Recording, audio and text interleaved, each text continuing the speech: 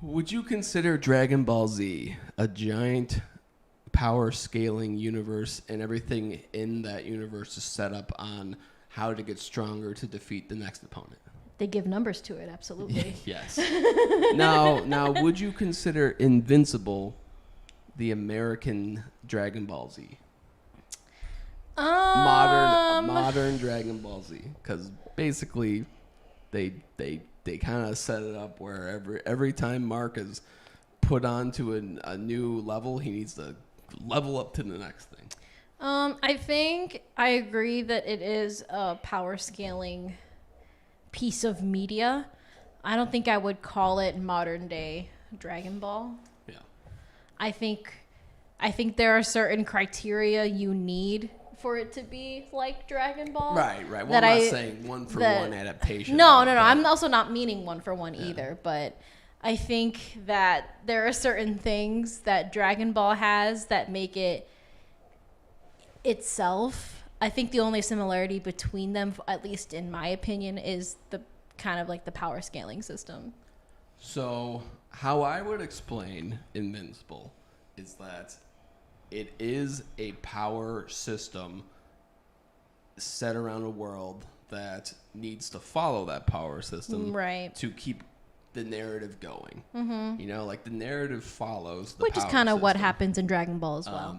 And like there are so many instances in this show where power scaling, where you could easily show the differences of power between people, because what is said and what is shown are two different things, but they love to intertwine them in this show, and it makes kind of no sense. Now, I'm not somebody that watches Invincible and is like shaking my fist at the sky every single time Mark does a feat that shouldn't really let him do it, but he does it.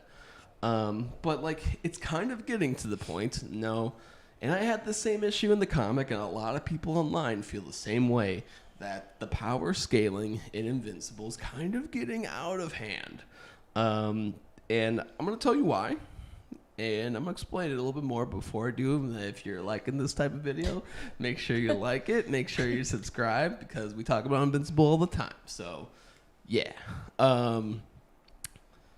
Okay, so it's kind of got distracting a lot in the last episode. I had a couple points here where I wrote down so at the end of season 4, episode 6, they blow up this giant ship.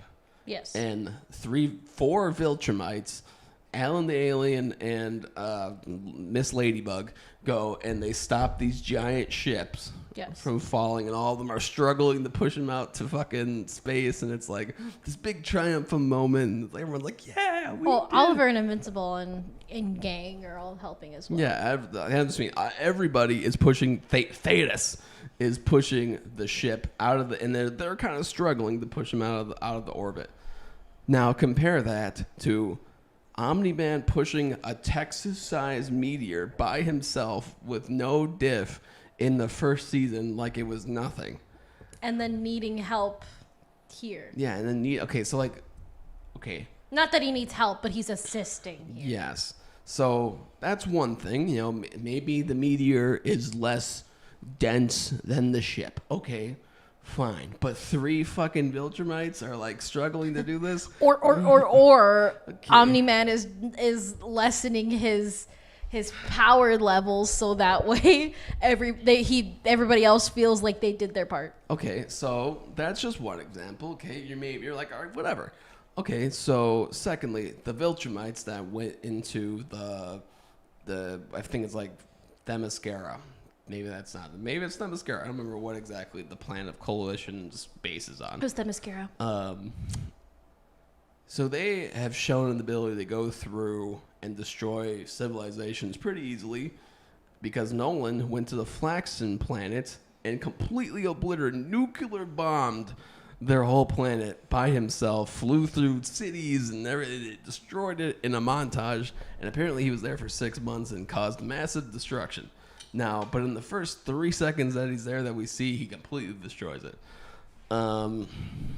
These Viltrumites who are stronger than him, a lot of the people that would be considered ranked higher than him in the power scaling, like they should have easily been able to take out this fucking civilization in like 2 seconds. I understand for story-wise you don't want that to happen, but like, okay, but they told us, and that is what it looks like. Now, the dragon that Mark and Oliver have trouble fighting in this same season gets taken out by missiles in season 1. It's pretty egregious. That's pretty egregious. Yeah. Okay. So Mark speed blitzes Anissa and punches her in the face. And she looks taken aback and doesn't focus her attack on Mark anymore. But Anissa later on takes advantage of Mark. And it's like, it begs the question that is Anissa then stronger than Conquest? Because she's able to hold down Mark and fight him later. Yeah. But also the question of like, how strong is Conquest? Because Conquest is ranked number like 3, whatever. So like Thragg talks shit to him. His like second in command, I forget, Krieg. I think not Krieg. Whatever his name is, the guy with the eye thing, he says like that guy is pathetic and talks down to him, and Anissa seems to be at a higher level. Now it could be because of like, I don't know, how dumb Conquest is, and maybe Conquest like mentally is just like stupid. how are they basing strength? Like, is it a combination of physical and intellectual? Who's the baseline? Yeah, and they don't explain that well at all, because they also say the older you are as a Viltrumite, the stronger you get. So Thetis should have been able to fucking do that easily. Well, Thetis takes out like 4 fucking Viltrumites by himself and is beating the shit out of the second in command, and they only get away because the Thragg is like, you gotta get out of here. So like, Conquest, who seems to be older than Thragg. Don't get me started about how old Thragg looks. Thragg is apparently older than all of them, and he looks younger than fucking Nolan. And then also, yeah, I was gonna say, like, he is much older than everybody because he overthrew their first leader. Well, he didn't overthrow him, but he was killed him. Whatever. No. What do you say? Well, he was put into his position. Oh, I see. Because they raise him from birth to be. I see. Yeah. So it's like, okay, so then Nolan, now with all that said, we now look at Nolan, who was struggling against the bugs. Like, I know he didn't want to kill them, like just immediately blow them up because you want to get the food, and maybe you're thinking about that. But like, he was kind of struggling against the bug in the first half, and then he had to go into their stomach and blow them up that way. It just wasn't like a simple punch to the face and send them flying. But he did send a giant meteor fly. It's just like, man, I just have questions. I just have questions about these things. And then also, Alan beat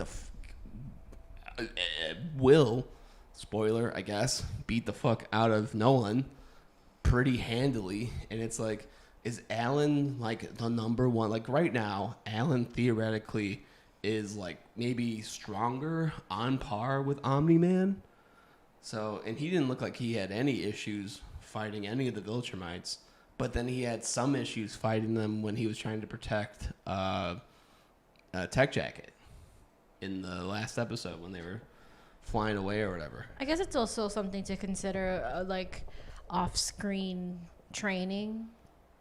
I guess, but because there's a little bit of time between then that there could be that happening, and it, like especially with the dragon that gets taken out by nukes, there was a big not even chunk. Nukes, just missiles. Whatever the fuck, you know what I mean? Yeah. Like between that time, wasn't he like, for all intents and purposes, dormant? Yeah. And then when he comes back, strong. Yeah.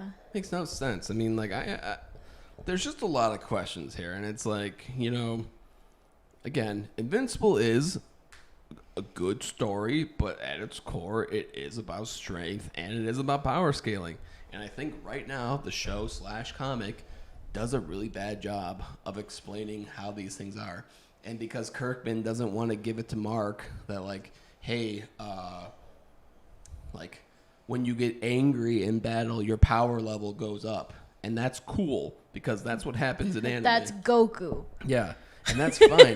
But Kirkman has fought tooth and nail, saying that no, do not, because they explained it in the show. He says it in the comic, and Kirkman has said it outside of the show that he's like, don't fucking tell him. Don't. Mark has no adrenaline powers, and it's like that would explain perfectly, because it's like theoretically Mark. I know Mark's the main character. It's like you just level up Mark, the main character, whenever you want to, and it's like that flippant choice of being whenever you want to do anything for him. It's like it's annoying, because theoretically he shouldn't be able to beat Conquest. Like, theoretically, he should not have been able to speed blitz Anissa. And theoretically, I mean, he said himself, he's like, I'm probably at the same level as Omniman now. It's like, what the fuck level is Omniman? Like, who knows what level any of these fucking people are? And I think next episode is going to be in episode 7. That's going to be the hardest one to, like, explain away because of what's going to happen. And I'm really interested to see, like, how they explain power scaling. Because right now, my top 3 strongest are Thragg, then Thetis, then Nolan. I think that makes sense.